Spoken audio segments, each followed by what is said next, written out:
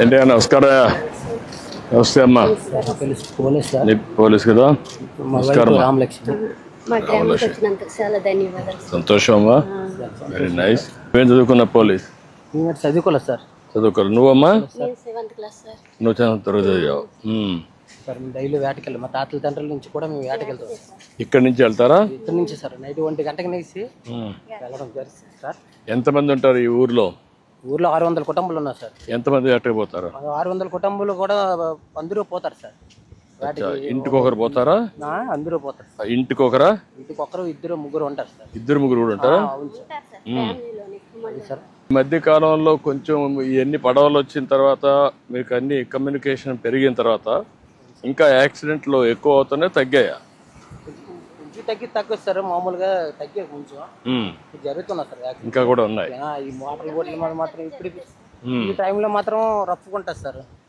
ఈ టైంలో బాగా రఫ్గా ఉంటుంది. రప్పుకుంటారు సార్. రప్పుకునేటప్పుడు వెళ్ళేటప్పుడు ఏంటంటే మనకి నష్టపరం జరుగుతుంది సార్.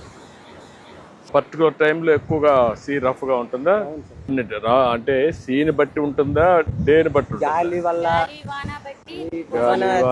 ఎక్కువ రప్పుకుంటా సార్. దాన్ని బట్టి ఏంటంటే మేము వెళ్ళడానికి చాలా ఇబ్బంది పడితే ఒక్కోసారి బాల్తో కొట్టదు సార్. తెప్పు బాల్తో కొట్టడం వల్ల దెబ్బలు కూడా తగులుతాయి సార్. దాన్ని బట్టి ఏంటంటే మాకు ఫిషింగ్ హార్బర్ ఉంటుంది సార్. అదేమా ఇప్పుడు రెడీ అయిపోతుందమ్మా. తొందరగా రెడీ అయిపోతుంది. చేస్తున్నాం. అది అయిపోతుంది. అది వస్తుంది. అది వస్తే మీకు కొంతవరకు వెసులుబాటు వస్తుంది. చేద్దాం. ఏంటమ్మా?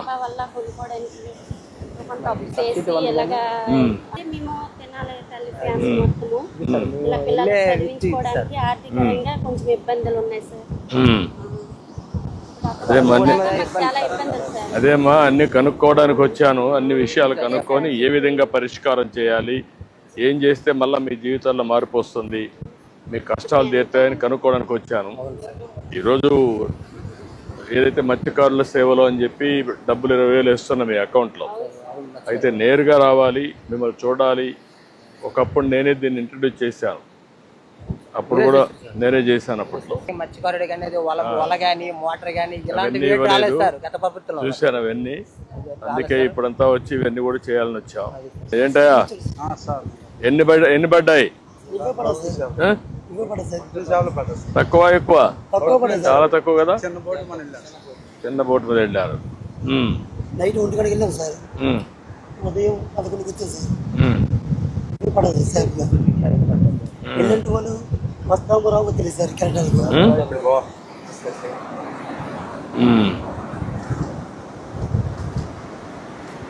బతుకుందా ఇది?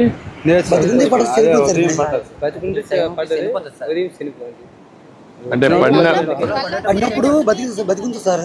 మేము నాగేగా మేత వేసినప్పుడు వాటర్ అందుకు సార్ చనిపోతుంది సార్. అంటే మామూలుగా మీరు పట్టినప్పుడు అట్నే బతికి రావా? అంటే నీటిలో ఎక్కువసేపు ఉండడం వల్ల కొన్ని చనిపో వస్తాయి సార్, కొన్ని బతికి వస్తాయి సార్.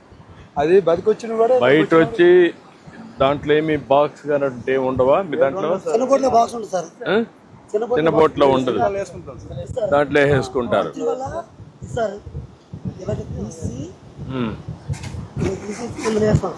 అంటే నువ్వు దీనికి వలల్లో కూడా మీకు అంతా అందులో తాగుతారా? నాకు అర్థమైందమ్మా. ఇప్పుడు నువ్వు మధ్యలో లాగుతున్నావు ఏంటాడా? ఈ వల బాలే కదా, ఈ వల బాలే కదా.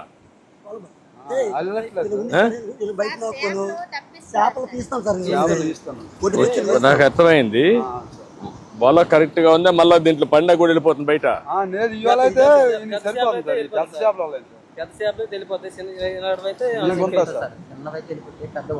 చిన్నవి వెళ్ళిపోతాయి కదా. అదే అడిగేది. దీనికి వల ఉంది సార్. దీనికి వల ఏ సీజన్ పెట్టి అవ్వాలి వేస్తాం సార్. ఇప్పుడు ఈ సీజన్ సార్. ఈ సీజన్ ఉంటుంది సార్. ఈ రోపలు ఉంటాయి, ఇవి వేస్తాం. ఏం సీజన్ అప్పుడు అవ్వాలి ఆట ఆడుతుంది సార్. అది జోగా బాల్ అనేది ఇంకోవాలి సార్. సార్ మనకి ఫిషింగ్ హార్బర్ ఉంటే కొన్ని బాధలు తగ్గుతుంది సార్. అది కొంచెం అధిక వేగంలో తయారవుతే మాకు కొంచెం ఇబ్బందులు అనేవి తగ్గుతాయి సార్. అంటే మన ఊర్లో ఈ ఫిషింగ్ హార్బర్ నుంచి ఎంతమంది పనిచేస్తారు? ఈ హార్బర్ నుంచి ఒకవేళ హార్బర్ వచ్చిందనుకో, పక్క గ్రామాలు కూడా ఇక్కడికి వచ్చి బతకడానికి అవకాశాలు ఉన్నాయి. ఇదికే వస్తారు ఇక్కడికి వస్తారు సార్. పక్క గ్రామాలు మొత్తం ఇంకా ఇక్కడికి వచ్చి బతకడానికి అవకాశం ఉంది సార్. ఫిషింగ్ హార్బర్ తయారైంది. హార్బర్ వస్తే దీనికంటే అదనంగా మనకి ఏమొస్తుంది? అదనంగా అంటే సార్ మనకి ఇబ్బందులు ఉండవు సార్. వెళ్ళడానికి ఇబ్బంది ఉండదు, రావడానికి సేఫ్టీ ఉంటుంది. ఏ టైం రావచ్చు పోవచ్చు. కెరటాలు అనేవి ఉండవు సార్. నైట్ 2 గంటకి వెళ్తాము, వెళ్ళేప్పటికే మాకు అవతలకి వెళ్ళేప్పటికే 3 అయిపోతుంది సార్. 2 గంటకి వెళ్ళాము, ఇక్కడ ఈ మధ్యనే 3 అయిపోతుంది. ఈ కెరటాల వల్ల వెళ్ళము అంతవరకు వెళ్ళిపోతుంది సార్. అదే వెళ్ళవద్దు, ఈ సరువులో వెళ్ళిపోతాం సార్. మేము వెళ్ళిపోవడం వల్ల మాకు చేపకు రేట్ వస్తుంది సార్. హార్బర్ నేపథ్యం వల్ల చేప ఏం చేస్తామంటే మేము తెచ్చి ఒక సాగు కిరానికి ఇచ్చేది సార్. చేప ఇచ్చే అతనంటే మాకు చాలా తక్కువ రేట్ ఇస్తాడు. అంటే ఇప్పుడు మీరంతా కూడా ఒక అగ్రిమెంట్ చేసుకుంటారా? ఈ బోట్లు వాళ్ళు ఇవ్వడం, మళ్ళా తిరిగి వాళ్ళకి చేపలు ఇవ్వడం, సార్ తర్వాత అనేవి వాళ్ళు కొనేసి మాకు ఇస్తారు సార్. ఈ తెచ్చిన చేపలు అనేది వాళ్ళకి మేము ఇవ్వాలి సార్. వాళ్ళు ఏ రేట్ ఇస్తారు? ఆ రేటు వాళ్ళు అక్కడ అమ్ముకొని సగం సగం మాకు ఇస్తారు. శ్రీకాకుళం తీసుకెళ్ళిన తర్వాత అక్కడ 900 ఉంటే మాకు 450 అని ఇస్తారు సార్. అంతే సార్. ఇస్తారు సార్. అంటే వాళ్ళకి ఏమన్నారు అడిగితే మాకు వెళ్ళడానికి రానికి ఛార్జీలు ఖర్చులు ఉంటాయి కాబట్టి మీకు ఆ రేట్ ఇస్తున్నామని వాళ్ళు అన్నారు సార్. మనకి ఫిషింగ్ హార్బర్ ఉంటే అదే ఆ మార్కెట్ ఇక్కడే ఉంటుంది సార్. ఆ రేట్ అనేది మనకు వస్తుంది సార్. అది సార్ మాకు వైసీ ప్యాట్ రెండు అందుబాటులో లేదు సార్. ఎవరో కొనుక్కొని ఓన్లీ కొనుక్కొని పట్టుకెళ్ళి వైస్ ప్యాట్ అందుబాటు లేదు. వైస్ 30 కిలోమీటర్లు సార్. అప్ అండ్ డౌన్ ఒక వైపు 30 కిలోమీటర్లు, నెక్స్ట్ అవంతా 30 కిలోమీటర్లు. ఇలా 2 గంటల సేపు పట్టేస్తుంది. రేపు చేపలు ఏం చేస్తుంది, పాడైపోతుంది. దాన్ని బట్టి ఎవరు కొనకాదు, మేము తెచ్చి సాగుకారులకి ఇచ్చేయాలి. వాళ్ళు ఎంత ఇచ్చి మేము అంత తీసుకోవాలి. మాకు వల్ల బోట్లు. అందుకే అన్ని సమస్యలు అర్థం చేసుకుంటున్నాను. ఏం చేయాలి నేను చేస్తాను. ఇప్పుడు హార్బర్ ఎంత ఒడికి తయారైస్తారు. హార్బర్ తయారు కావాలి మీకు ఇక్కడే. పంచాయతీ కూడా ఉపయోగపడుతుంది సార్. ఇప్పుడు మీ అవగాహన ప్రకారం ఇక్కడ హార్బర్ వచ్చి ఇక్కడే మీరు అమ్ముకునే మార్కెట్ వచ్చి ఐస్ ఫ్యాక్టరీ కూడా పెట్టి అదే మాదిరిగా మీరు తీసుకొచ్చిన తర్వాత ఫ్రెష్గా తీసుకొచ్చి అన్ని వస్తువులు కనిపిస్తే ఇప్పుడు వచ్చే డబ్బుల కంటే ఎంత ఎక్కువ వస్తుంది సార్? ఇప్పుడు వచ్చేది ఏమంటే కాదని సగం సగం ఎక్కువ వస్తారు. 50% ఎక్కువ వస్తుంది. 50% ఎక్కువ వస్తారు. అందరూ కూడా జీవిస్తారు. అందరూ కూడా బాగా హ్యాపీగా ఉంటారు. ఇప్పుడు అంటే బాగా బతికారు కదా దీని మీద. అలలో పెమ్మన వల్ల కొంతమంది వెళ్ళదు సార్. ఆవేశం అంటే పొట్ల పెట్టిన వేజ్ అయిపోయింది కాబట్టి ఇప్పుడు వెళ్ళదు సార్. ఇప్పుడు అదే కానీ హార్బర్ ఉంటే ఫిషింగ్ హార్బర్ ఈ అలలు ఉన్నా కూడా వెళ్ళొచ్చు, లోపలికి పోతే అలలు ఉండవు. అంతే కదా? అదే మాకు ఇబ్బంది ఉండదు. అప్పుడు ఇప్పుడు కొద్దిగా బాగుంది సార్. పెద్ద అలలు వచ్చేది ఎక్కడి నుంచి వెళ్ళాలంత దూరం వెళ్ళిపోతుంది సార్. అది నార్త్ వెళ్ళినప్పటికి వెళ్ళిపోయినప్పుడు అక్కడికి వెళ్ళినప్పటికి చాలా టైం పట్టింది. చేపల దగ్గర ఇయ్యాలంటే చాలా టైం పెట్టాలి సార్. ఏం చేయాలో చేద్దాం, అన్ని చేస్తాను. నేను అర్థం చేసుకుంటున్నా. దీన్ని మార్పులు ఎటు తేవాలి. మత్స్యకారులు ఎప్పుడూ తెలుగుదేశంతో ఉన్నారు. అందుకే నేను కూడా మీరు ఎప్పుడు వచ్చినా గవర్నమెంట్ మీకోసం పనిచేస్తూనే ఉన్నాం. మనం తీసుకొచ్చిన నిర్ణయాలు ఇవన్నీ కూడా ఎన్నో మార్పులు తీసుకొచ్చాం. చేయాలి. మళ్ళా ఈసారి వచ్చాం, ఈసారి అన్ని చేస్తాం. మిమ్మల్ని బాగు చేస్తాను, చేద్దాం, చేపిస్తాం. సంతోషం. మిమ్మల్ని చూశాను, నేరుగా చూసి మీతో మాట్లాడుతున్నా. చాలా సంతోషం. మీకు ఎంతమంది పిల్లలమ్మా? ముగ్గురు. ఏమేం చదువుతారమ్మా? పాప 10th అయింది సార్. బాబు 9th కి వెళ్తారు. ఇంకో పాప 8th క్లాస్ కి వెళ్తారు సార్. ఓకే. పనికి గంట వెళ్ళను సార్. ఇప్పుడు పిల్లలు మా ఆయన తెచ్చిందే మీ తల్లి 5 తింటాం సార్. ఓన్లీ అని ఇచ్చారు సార్ మాకు. ఆ ఇల్లు సరిపోవట్లేదు సార్. అంటే ఒక రూమ్ అయిపోయి పిల్లలతో ఇబ్బంది పడుతున్నాం సార్. నేను ఆ ఇల్లు ఎన్ని కట్టించమంటానమ్మా బాగా? మీకేం అనుమానం అక్కర్లా. అదే మరి ఇప్పుడు మీకు తల్లికి వందనంలో కూడా డబ్బులు వస్తాయి పిల్లల చదువులకి. రెండోది మీకు అందరు కూడా 20,000 ఇప్పుడు వస్తుంది. వేటకి వెళ్ళేటప్పుడు ఆ వేటని చేపలు స్టాక్ లేకపోవడం వల్ల ఏంటంటే కొన్ని చేపలు పాడైపోతాయి సార్. ఆ చేపల్ని కొనుక్కుంటారు సార్. కొనుక్కొని కొనుక్కుంటారా?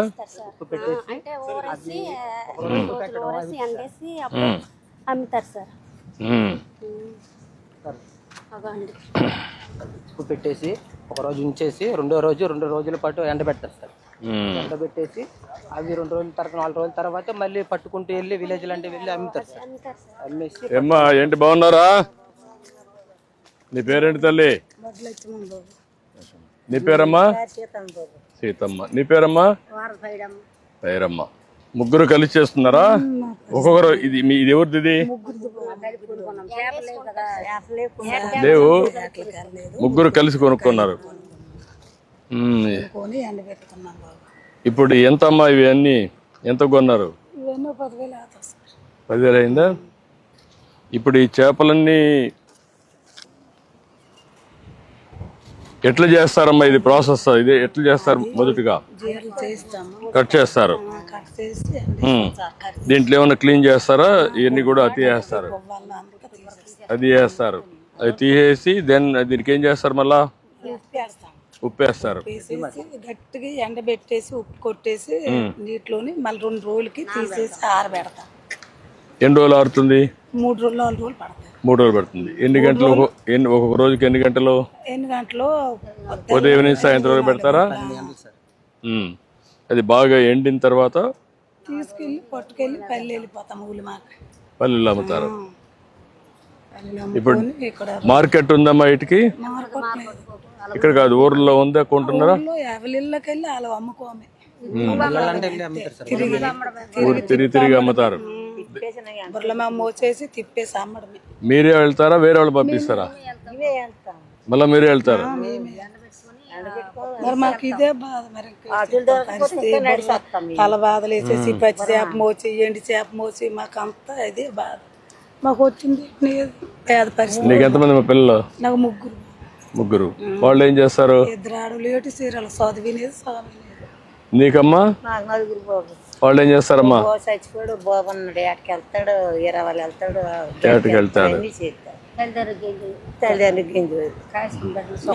నీకు ఎంతమంది అమ్మా?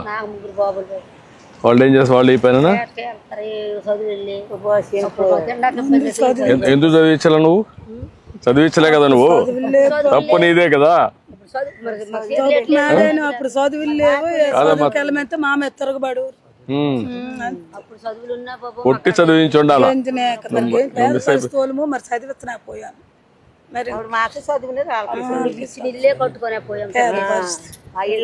ఉంటాయమ్మా పరిస్థితులు, ఉంటాయి. పరిస్థితుల నుంచే బయటకు రావాలి. ఇల్లు కట్టిద్దామా అవన్నీ చేద్దాం, కానీ మీలో కూడా అందుకే నేను వచ్చింది. ఎందుకంటే అందరినీ చూసి ఏం జరుగుతా ఉంది, ఎట్లుంది, మీ పరిస్థితులు ఏంటి, ఏం చేస్తే బాగుపడతారు అవన్నీ మాట్లాడడానికే వచ్చాను. ఇప్పుడు మీరు చూస్తే మొన్నటి వరకు 10,000 ఇచ్చేవారు. వేటకు విరామం ఇచ్చినప్పుడు తక్కువ డబ్బులు ఇచ్చేవారు. ఇప్పుడు నేను దాన్ని 20,000 చేశాను. ఇది నేనే 2014-15లో ప్రారంభించాను. అప్పట్లో అంత మునిపి ఇచ్చేవాళ్ళు కాదు. అప్పుడే నేను వరలు పండించాను, తర్వాత డీజిల్ ఎన్ని ఇచ్చా, కన్సెషన్స్ ఇచ్చాను, బోట్లు కొనిచ్చాము, అన్నీ చేసాం. ఇప్పుడు మళ్ళా చూస్తున్నాను అన్ని నేను ఏం చేయాలి వెనుకటి. నాకు తెలుసమ్మా, తెలుగుదేశం అంటే మీరు ఎప్పటి నుంచో ఉన్నారు. తెలుగుదేశంకే ఉన్నారు, నాకు ఉంది. చేద్దామా ఇప్పుడు ఈ ప్రభుత్వం, మీ ప్రభుత్వం ఇది. అన్ని విషయాల్లో నేను శ్రద్ధ పెడతాను. నేను అక్కడి నుంచి రిలీజ్ చేయొచ్చు బటన్ నొక్కి కాదు, మిమ్మల్ని చూడాలి, మీ పరిస్థితులని అర్థం చేసుకోవాలి, ప్రభుత్వ యంత్రాంగాన్ని సిద్ధం చేయాలి, ఎట్లా మీ ఆదాయం పెంచాలి, ఏ విధంగా మీ జీవనోపాధి పెంచాలనో ఆలోచిస్తున్నా. చేద్దాం. ఇంకేం తల్లి, ఇంకేంటి? ఇల్లు కట్టిద్దామా? ఇల్లు కట్టిస్తాం.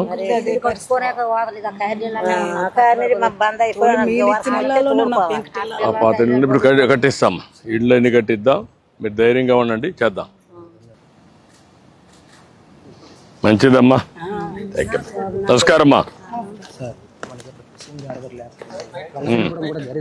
ఓట్లు మనం వేటకి వెళ్తాం సార్. వేటకి వెళ్ళేటప్పుడు వచ్చేటప్పుడు రప్పులు అయిపోవడం, ఒక్కసారి విరిగిపోవడం ఇలాంటి జరుగుతుంది సార్. ఇక్కడ రిపేర్లు ఇక్కడ చేస్తారా? చేసింది కూడా ఉంది సార్, మెకానిక్ కూడా ఉన్నారు సార్. వాటర్ ప్రాబ్లం ఎక్కువ ఉంది. మంచినీళ్ళ ప్రాబ్లం కూడా ఉందమ్మా. వాటర్ దూరం నుంచి కొలీలు వచ్చినాయి రావు అందం. ఊరికేటంటే ట్యాంకీలో కట్టేసి వాటర్ కొంచెం బాగుంటుంది. ఏంటంటే నువ్వే చేస్తావా? నువ్వే చేస్తున్నావు. ఏంటి చెప్పు, ఏమేమి రిపేర్లు వస్తాయి? సముద్రంలోకి వెళ్తే కెరటాలు ఎక్కువైతే తిరగబడిపోవడము జరిగితే మనుషులు దెబ్బలు తగలడము అలాంటివి జరుగుతాయి. మరి పెద్ద కెరట అయితే మామూలుగా ఇరిగిపోవడము అలాగా అవుతుంది. అయితే రిపేరింగ్ వస్తే అలాగా చేయడమే ఇలా చేయడమే అవుతుంది. ఎట్ట రిపేర్ చేస్తున్నావు? ఇవన్నీ ఏమేమి ఉన్నాయి? వీరి పనిముట్లు ఏమున్నాయి? పనిముట్లు బోట్లు మరి ఇవి తెప్పలు ఇవి కాదు, మోడర్న్ ఆధునికమైన పనిముట్లు ఉన్నాయా, పాతవే ఉన్నాయా? ఇవే ఇవి పాతవే. పాతవే. ఇది కట్టరా? ఇది పాలిషరా?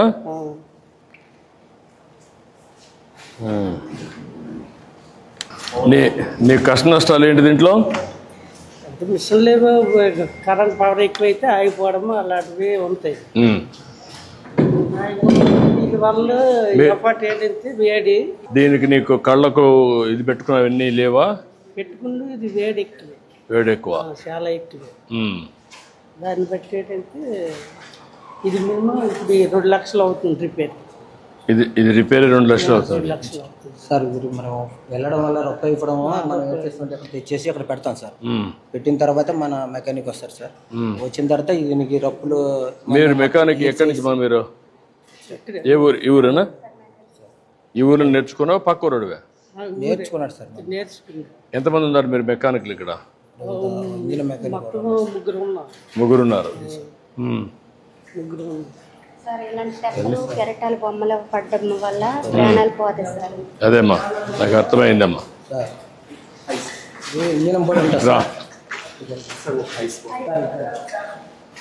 ఇవి చేపలను తెస్తాం సార్. చేపలను తెచ్చిన తర్వాత అంటే మన స్టాకర్లు ఉంటారు సార్. వాళ్ళు ఏంటంటే మన దగ్గర తీసుకుని ఇక్కడ స్టాక్ పెట్టుకుంటారు సార్. స్టాక్ పెట్టుకుని నమస్కారం. నేను చేపల వ్యాపారం చేస్తాను. కారు బాగుంటాను సార్. బుడగొట్టుతాను. నువ్వు వ్యాపారం చేస్తావు? మా వాళ్ళ దగ్గర నేను చేపలు కొనుక్కొని ఐస్ పెట్టుకొని విశాఖపట్నం రేట్ బాగుంది. విశాఖపట్నం, శ్రీకాకుళం అయితే శ్రీకాకుళం. మేము ఎక్కడ బాగుంటే అక్కడ ఇక్కడ ఆక్సిజన్ కొనుక్కొని మా వాళ్ళ దగ్గర కొనుక్కొని మేము వేసుకుంటాం. వేసుకొని 1 టన్ను అయిందనుకో బండి పెట్టి పంపిస్తాం. మాకు కొద్దిగా బాక్సులు ఎక్కువ ఉంటే సరిపోతుంది సార్.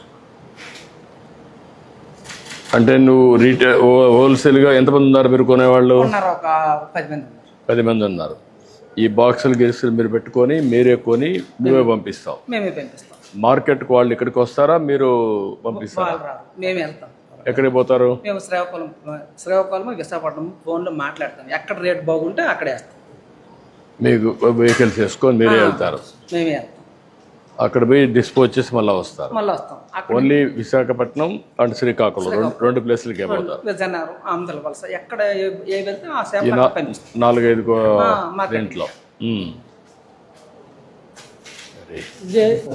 దాని తాలూ మెటీరియల్ కూడా సార్. అలాగే మేము ఇంజనం పాటు వెళ్తాం సార్. ఎన్నిసార్లు వస్తాయి రిపేర్లు ఇవన్నీ నీకు? ఎన్ని ఉన్నాయి మొత్తం బోట్లు ఈ ఊర్లో? మాకు సార్ ఇంజనం బోట్లు అయితే 40 ఉన్నాయి సార్. మామూలుగా ఇలాంటి బోట్లు అనుకుంటే ఒక 70 ఉన్నాయి సార్. నీకు ఫుల్గా పని ఉంటుందా? ఫుల్ కంటే నెలకి ఒకసారి ఇలాగ ఉంటాయి, రిపేర్ వస్తేనే ఉంటాయి. ఏంటా ఏం చేస్తున్నావు? Sir mechanic sir. నా పేరు కార్ రాంబాబు. ఏమేం చేస్తున్నావు సార్? ఇంజిన్ అయిపోతే ఏరిప్పాలి సార్. ఏరిపితే డీజిల్ పాస్ అయిన డీజిల్ కొంచెం బయటకు వదలదు సార్. బయటకు వదిలేంటే స్టార్ట్ చేస్తే స్టార్ట్ అవుతుంది సార్. అలాగని చెప్పేసి బేరింగ్ కొట్టినాము సార్. చెప్పాలి సార్, జిప్ చెక్ చేయాలి సార్. ఆ జిప్ చెక్ చేస్తే బేరింగ్ పోతే మనకు తెలుసు సార్. కొంచెం టైట్గా ఉంటుంది సార్. చాలా టైట్గా ఉంది. అవును సార్, టైట్ లేకపోతే ఈ కెరటాలు పడి లూజ్ అయిపోతుంది సార్. దాన్ని బట్టి ఫుల్ టైట్లో పెడతారు. అవును సార్. అది ఇప్పటికి మళ్ళీ బిట్ ఉంటుంది సార్. బిట్తో వచ్చేస్తారు. మన ఇవన్నీ కూడా డీజిల్ ఇంజిన్స్ వారిగానే కదా? అదే మెకానిజం కదా సార్. ఏంటంటే ఇంజిన్ స్పేర్ పార్ట్స్ ఇక్కడ దొరకడం వల్ల యాటగాలు చాలా ఇబ్బంది పడుతున్నారు సార్. అది శ్రీకాకుళం దొరుకుతుంది సార్.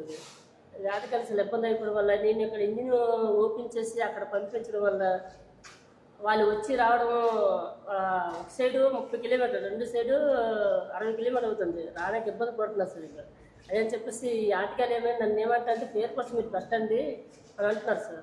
పెట్టలేకపోతున్నారా?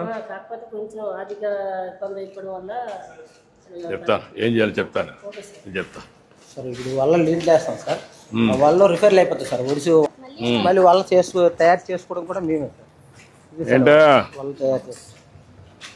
కుడుతున్నారా? రిపేర్లని కుడుతున్నారు.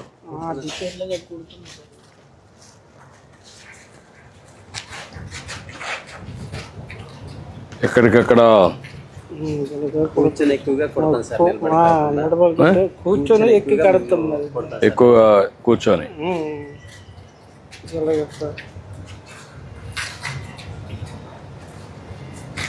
అందరికీ ఐడియా ఉంది ఇది. ఈ పని అందరూ తెలుసుకోవాల్సిందే. మీ నెట్ మీరు చేసుకోవాల్సిందే. బట్టలకైతే టైలర్ ఉన్నాడు కానీ మీ నెట్కి మాత్రం మీరే, వాళ్ళకి మాత్రం మీరే చేసుకోవాలా.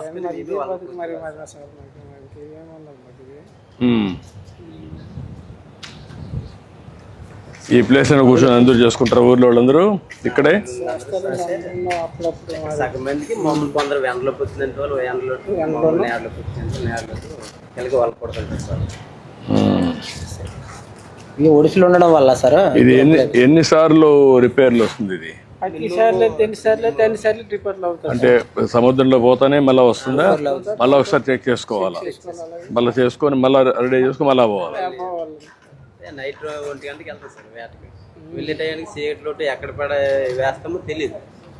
ఆ టయానికి రాళ్ళు రప్పులు ఉంటాయి లోపల, అవి తగిలిక సిరిగి వచ్చేస్తాయి.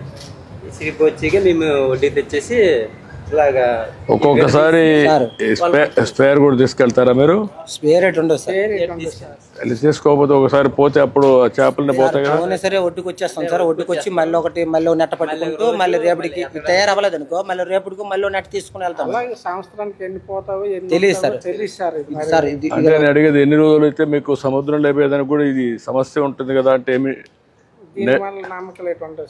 కాదు, నెట్ అనేది ఎక్కువ పెట్టుకుంటే ఎక్కువ సార్లు మీకు ఉపయోగపడుతుంది. సముద్రానికి పోయినప్పుడు చేపలు పడతా ఉంటాయి. పట్టుకెళ్ళి చిన్న చేపలు పట్టుకెళ్తాం సార్. తక్కువ వెళ్ళి ఒక రోజు వెళ్ళి వచ్చిడమే సార్. అంటే కాదమ్మా, నేను అడిగేది ఏంటంటే మీలో ఉండే ఆలోచన ఏంటంటే నువ్వు చెప్పింది కరెక్టే. ఒకవేళ 2 వలలు ఉన్నాయనుకునే తీరా, 2 వలలు ఉంటే ఒకటి రెడీగా ఉంటుంది. ఎప్పుడు ఒకటి పోయినప్పుడు కూడా కావాలంటే దాన్ని తీసుకురావచ్చు. అది కూడా బోట్లో పెట్టుకొని పోయావనుకో, పడవలో పెట్టుకొని పోయావనుకో, అప్పుడు ఇమీడియట్ గా వాడుకుంటే అక్కడ కూడా చేపలు పడతాయి కదా సార్. చిన్న బోట్ల మీద అవ్వదు సార్. చిన్న బోట్ల మీద 2 పేరుగా పెట్టుకోవడానికి అవ్వదు సార్ నెట్. అట్ట దాంట్లో మొత్తం స్పేస్ లేకుండా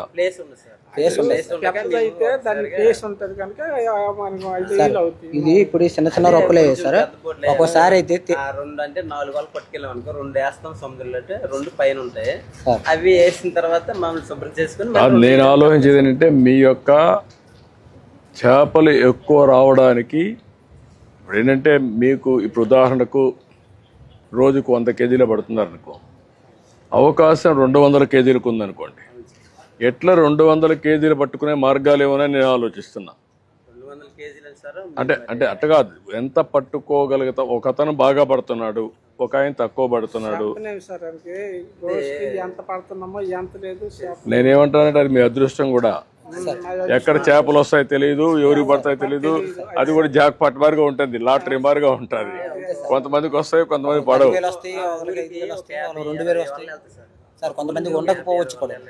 నాకు అర్థమైందమ్మా.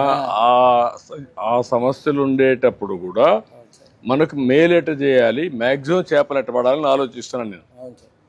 మీరు చేసే పనికే ఇంకా మెరుగైన విధానాలు అవలంబిస్తే ఇంకా ఫలితాలు ఎక్కువగా వస్తాయా అనేది నా ఆలోచన. ఎందుకంటే ఇప్పుడు మీరు అంతా కూడా ఏం చేస్తున్నారంటే తెస్తున్నారు, మీరే కుడుతున్నారు, బాగానే ఉంది.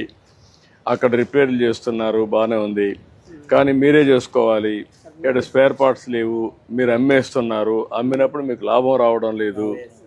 ఏం చేస్తున్నారు? 50% మధ్యవర్తులు తీసుకుంటున్నారు. బోట్ ఇచ్చిన వాళ్ళు ఇంకొకరు, పెట్టుబడి పెట్టిన వాళ్ళు చేసేసుకుంటున్నారు. ఇవన్నీ తగ్గిస్తే మీ జీవితాల్లో ఇంకా ఎక్కువ ఆదాయం వస్తుంది కదా అని ఆలోచిస్తున్నాను నేను. వాళ్ళు ఇవ్వరు మా, నేను ఇవ్వాలని గవర్నమెంట్ ఇచ్చి పద్ధతులే మార్చి మీ ఆదాయాన్ని పెంచడానికి ఏమేమి ఉన్నాయి, ఇది ఎట్లా మార్పులు చేర్పులు చేయాలి, చేస్తే వస్తుందో ఆలోచిస్తాను. అందుకే నేరుగా వచ్చాను. నేను కూడా నేర్చుకుంటున్నా ఇప్పుడు.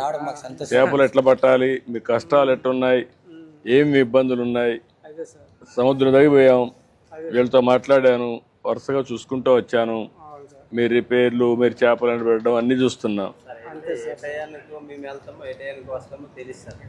నాకు అవన్నీ అర్థమైనాయమ్మా. ఆ సిచ్యువేషన్లోనే ఇంకా దీన్ని ఒక పద్ధతి ప్రకారం చేస్తే ఎక్కువ ఆదాయం రావడానికి ఏమేమి మార్గాలు ఉన్నాయి?